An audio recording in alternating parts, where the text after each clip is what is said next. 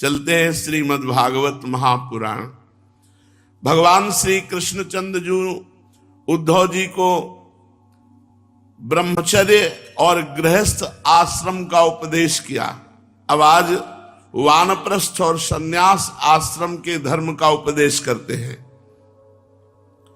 भगवान श्री कृष्ण ने कहा, प्रिय उद्धव, गृहस्थ के बाद वानप्रस्थ आश्रम है। बहुत तो अपनी जिंदगी कूड़ा करके गृहस्थी में व्यतीत कर देते हैं, आगे बढ़ ही नहीं पाते। नहीं, ब्रह्मचर्य से नैष्ठिक ब्रह्मचर्य और सन्यास, या ब्रह्मचर्य से गृहस्थ, वानप्रस्थ और सन्यास कोशिश करना चाहिए। लड़का बच्चा सयाने हो जाए तो बुढ़ापा में सन्यास ले लेना चाहिए, भगवान के भजन में जीवन व्यतीत करना चाहिए। ना कहीं बाहर जाए तो एक सन्यासी की तरह अपने घर में व्यतीत करने लगे, राग द्वेष छोड़कर निरंतर भजन परायण। चौथी अवस्था में गृह त्याग करके भगवान के धाम और तीर्थों में वास करते हुए जीवन व्यतीत करना चाहिए। अब वानप्रस्थ कितना कठिन है, भगवान से सुनो। भगवान कह रहे, प्रिय उद्धव, यदि गृहस्थ मनुष्य वानप्रस्थ आश्रम में जाना चाहे तो अपनी पत्नी को पुत्रों के हाथ सौंप दे। यदि पत्नी कहती है कि हम भी आपके साथ तपस्या पूर्वक ब्रह्मचर्य पूर्वक रहेंगे, आपके साथ देंगे, तो अपने साथ ले ले और घर परिवार सब कुछ छोड़ दे। और आयु का तीसरा भाग तीर्थों में या वन में रहकर व्यतीत करे। वन के पवित्र कंदमूल और फलों से शरीर निर्वाह करे और वस्त्र न पहने, वृक्षों की छाल पहने, केस न काटे, बाल न बनवाए। मना है बाल बनवाने के लिए, क्योंकि इसमें कष्ट होता है, खुजलाते ही रहते बाल और बोझा है, और जहां छू जाए शरीर में तो चुभते हैं, ये बहुत कष्ट होता है। बाल रखवाना कोई सहज काम थोड़ी कि बाल रखवाना, इसीलिए लोग बिल्कुल क्लीन, दाढ़ी मूछ रोए नख बाल नहीं कटाने चाहिए। वानप्रस्थ को जल में प्रवाह में घुसकर स्नान करे, बाथरूम में नहीं, प्रवाह में, जैसे यमुना की धारा है, जल में घुसकर त्रिकाल स्नान करे 3 बार।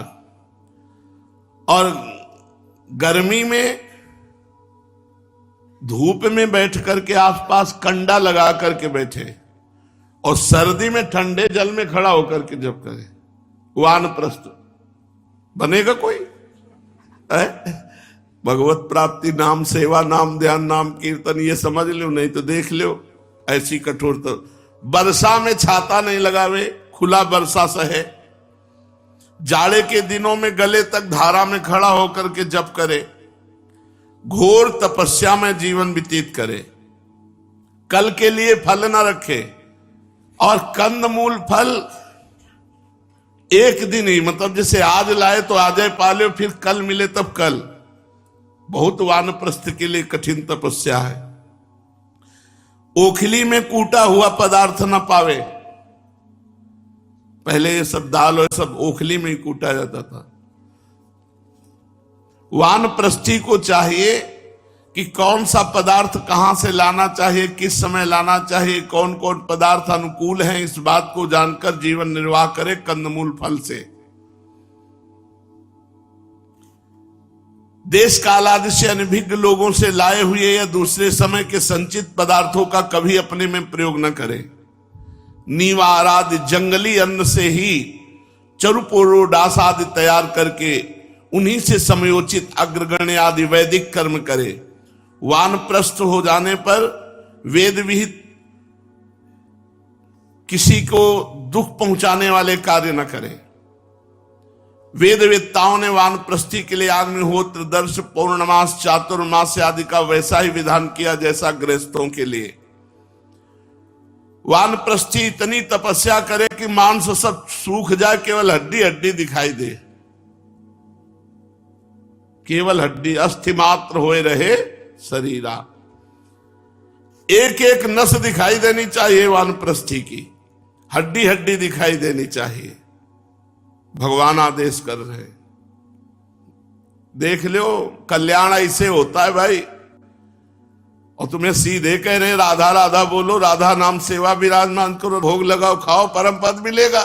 तो तुम्हारी समझ में ले आ रहा है। एक एक हड्डी हड्डी दिखाई देनी चाहिए, नस नस दिखाई देनी चाहिए। ठंडी में गले तक जल में, गर्मी में आसपास आग रख करके बीच धूप में बैठो, वर्षा सीधे सहो, कंदमूल फल खाओ। भगवत प्राप्ति ऐसे खिलवाड़ समझ लिए। और जब हम कह रहे हैं कि राधा राधा जपो परम पद मिल जाएगा, तो समझ में नहीं आ रहा। तो दो बातें हैं, समझ लियो। नस नस दिखाई दे, या भोग लगा के श्री जी का पाओ, खूब कीर्तन करो, खूब वाणी जी का गायन करो, खूब नाम जप करो। अब सुनो, तपस्या के द्वारा मेरी आराधना करके पहले वो तप लोक को जाता है, ऋषियों के लोक को, वो मेरा स्वरूप हो जाता है। प्रिय उद्धव, जो बड़े कष्ट से तपस्या करता है उसको मोक्ष मिलता है। कौन ऐसा मूर्ख होगा जो मनुष्य शरीर प्राप्त करके मोक्ष न प्राप्त करे। वानप्रस्थी को चाहिए कि आश्रमोचित नियमों का पालन करने में जब बूढ़ा हो जाए, असमर्थ हो जाए, शरीर कांपने लगे, बहुत ध्यान से सुनो, बूढ़ा हो गया, शरीर कांप रहा है, अब कोई नियम पालन करने लायक नहीं रह गया, तो मौन धारण कर ले।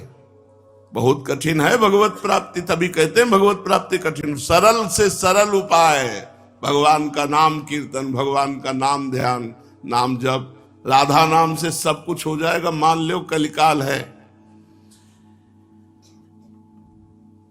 अब उस अगर वानप्रस्थी को प्राप्त समय है, अभी बूढ़ा नहीं हुआ, अभी समय है, तो आगे सन्यास का मार्ग है। वो नरकों के समान समस्त भोगों को दुखपूर्ण समझकर लोक परलोक से पूरा वैराग्य, तो विधि पूर्वक यज्ञाग्नियों का परित्याग करके सन्यास ले ले। जो वानप्रस्थी सन्यासी होना चाहे, वो पहले वेद विधि के अनुसार 8 प्रकार के श्राद्ध और प्राजापति यज्ञ से मेरा यजन करे। इसके बाद सर्वस्व त्याग कर दे। मैं शरीर सहित कुछ नहीं, मेरा शरीर भी गुरु को दे दिया। अब यज्ञाग्नियों को अपने प्राणों में लीन करके न किसी स्थान, न किसी वस्तु, न किसी व्यक्ति की अपेक्षा रखकर वो स्वच्छंद विचरण करे। बहुत देख लो, भगवान कह रहे हैं सावधानी। उद्धव जी, जब कोई ब्रह्म ऋषि संन्यास लेने लगता है, तब देवता लोग स्त्री पुत्र आदि के बुद्धि में बैठ करके उसके संन्यास धर्म से विचलित करने का उपाय करते हैं। बुद्धि में उस सन्यासी के भी और उसके परिवार के भी बुद्धि में बैठ जाते हो, मोह उत्पन्न हो जाता है। क्योंकि देवताओं को ये जलन हो जाती कि ये तो हम लोगों की अवहेलना करके हम लोगों को लांघ कर परमात्मा प्राप्ति करने जा रहा है, इसलिए वो विघ्न करने लगते हैं। सन्यासी जो हो जाए तो उसे वस्त्र धारण करने के लिए इतनी आज्ञा है कि लंगोटी लगा ले, और लंगोटी के ऊपर एक टुकड़ा अंगोछा जैसा, गमछा जैसा लाल रंग का, बस, पूरे और नहीं, जिससे लंगोटी ढक जाए, बस इतना। और आश्रमोचित दंड और कमंडल, इसके अतिरिक्त कुछ भी पास ना रखे। यही नियम है सन्यासी के लिए। सन्यासी का तात्पर्य विरक्त से है। नेत्रों से धरती देखकर चले, कोई जीव न मर जाए, ऐसे चलो। जमीन को देख के चलो, पैर बहुत संभाल के रखो, और कपड़े से छान कर जल पिए। मुंह से प्रत्येक बात सत्य निकाले, झूठ कभी ना बोले, बुद्धि पूर्वक सोच विचार कर बोले। सन्यासी के लिए 3 दंड हैं। वाणी का मौन, शरीर के लिए निश्चेष्ट, और मन का निसंकल्प। प्राणों का याम करते हुए मन को निसंकल्प, ये दंड हैं। भगवान कह रहे हैं भाई 3 दंड। मौना निहा नीलायामा दंडा वाग्देह चेतसाम न हेते यस्य संत्यंग वेणुभिर न भवेद यति। वाणी का मौन, मन का निसंकल्प और शरीर का निश्चेष्ट, ये 3 दंड हैं। बहुत कठिन है हर मार्ग।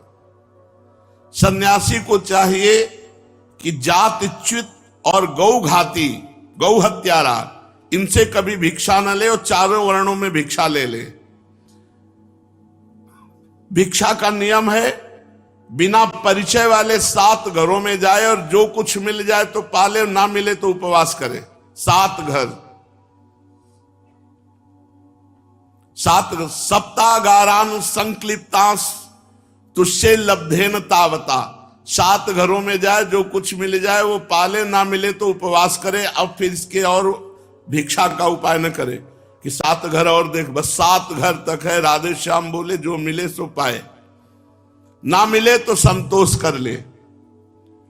और भिक्षा जब मिले तो भिक्षा लेकर गांव में ना पावे, गांव के बाहर जाए, जो नदी तालाब आदि हो वहां हाथ पैर धोकर पवित्र भाव से भिक्षा लेकर शास्त्र पद्धति से भगवान को भोग लगा करके और एक रोटी निकाल के रख दे अन्य जीवों के लिए, फिर पावे, मौन होकर पावे। दूसरे समय के लिए बचाकर भिक्षा ना रखे और ना मांग कर ज्यादा लावे, एक बार 24 घंटे में। अरे बड़ा तप में जीवन व्यतीत किया है महापुरुषों ने। सन्यासी को अकेले विचरण करना चाहिए, किसी व्यक्ति से, वस्तु से, स्थान से आसक्ति न हो, सब इंद्रियों को अपने वश में रखे, वह अपने आप में ही मस्त रहे, आत्म प्रेम में ही तन्मय रहे, प्रतिकूल से प्रतिकूल परिस्थिति में भी धैर्य रखे, सर्वत्र समान रूप से स्थित परमात्मा का अनुभव करता रहे। सन्यासी विरक्त को एकांत निर्भय स्थान में रहना चाहिए। सदा मेरी भावना में हृदय विशुद्ध करके चिंतन में लगा रहना चाहिए। वो अपने आप को मुझसे अभिन्न और अद्वितीय अखंड के रूप में चिंतन करे। सन्यासी अपनी ज्ञान निष्ठा से चित्त के बंधन और मोक्ष पर विचार करे तथा निश्चय करे कि इंद्रियों का विषयों के लिए विक्षिप्त होना, चंचल होना ही बंधन है और उनको संयम में रखना ही मोक्ष है। इसलिए सन्यासी को चाहिए कि मन एवं 5 ज्ञानेंद्रियों को जीत ले, भोगों की क्षुद्रता समझकर उनकी ओर से सर्वथा मुंह मोड़ ले और अपने आप में ही परमानंद का अनुभव करे। इस प्रकार वो मेरी भावना से भरकर पृथ्वी में विचरता रहे। केवल भिक्षा के लिए ही नगर, गांव, अहीरों की बस्ती या यात्रियों की टोली में जाए। पवित्र देश, नदी, पर्वत, वन और आश्रमों में बिना ममता जोड़े केवल घूमता फिरता रहे, विरक्त।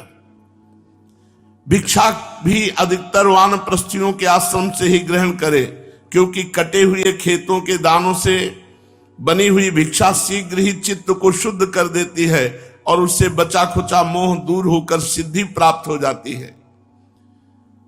विचारवान सन्यासी दृश्यमान जगत को सत्य वस्तु कभी न समझे, क्योंकि ये प्रत्यक्ष नाशवान है। ब्रह्म सत्यम जगन मिथ्या।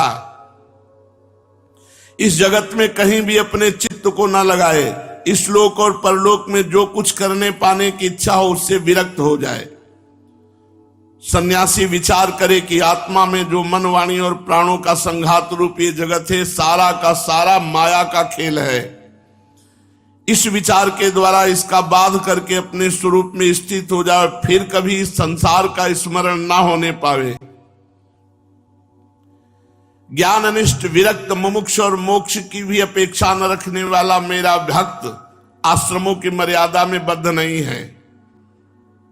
वो चाहे तो आश्रम और उनके चिन्हों को छोड़ छाड़ कर वेद शास्त्र के विधि निषेधों से परे होकर स्वच्छंद विचरण करे। बुद्धिमान होकर भी बालकों के समान खेले, निपुण होकर भी पागलवत रहे। विद्वान होकर बातचीत करे तो पागलों की तरह करे, नहीं तो ये भीड़ इकट्ठा हो जाएगी। पागलों की तरह व्यवहार करे। समस्त वेद विधियों का जानकार होकर भी पशु वृत्ति से जीवे।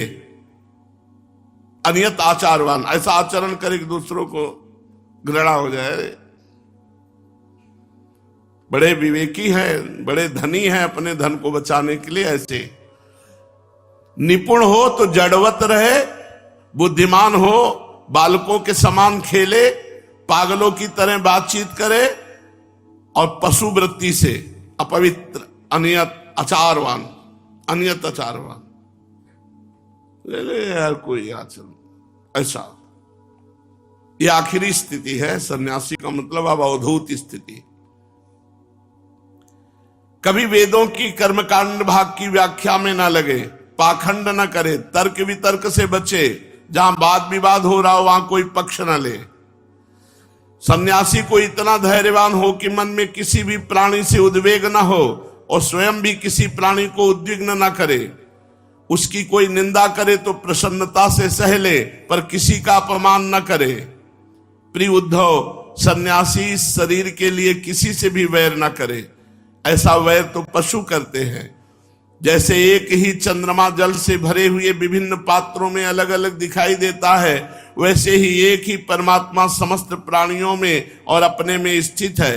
सबकी आत्मा तो एक ही है। पंचभूतों से बने हुए शरीर भी सबके एक ही हैं, क्योंकि सब पांच भौतिक ही तो हैं। ऐसी अवस्था में किसी से भी वैर विरोध करना अपना ही वैर विरोध है। प्रिय उद्धव, सन्यासी को किसी दिन यदि समय पर भोजन न मिले तो उसे दुखी नहीं होना चाहिए, उपवास करना चाहिए। और बराबर भोजन मिले तो हर्षित नहीं होना चाहिए।